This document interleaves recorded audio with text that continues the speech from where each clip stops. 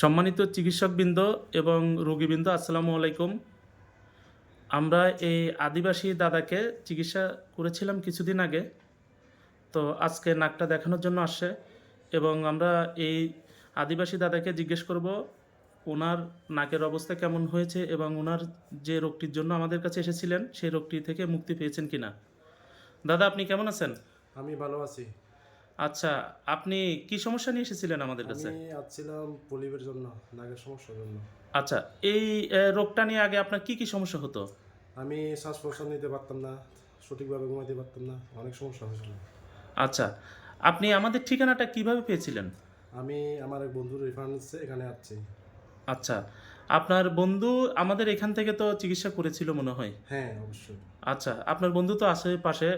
সম্মানিত চিকিৎসকবৃন্দ এবং রোগীবৃন্দ, ওনাকে তো অবশ্যই আপনারা দেখেছেন। এই আদিবাসী দাদা এই পর্যন্ত আমাদের কাছে 50 থেকে প্রায় 60 জন রোগী দিয়েছেন। তার পরবর্তীতে এই দাদাকেও এনেছেন এবং এই দাদাও চিকিৎসা নিয়ে এখন সুস্থ আছেন।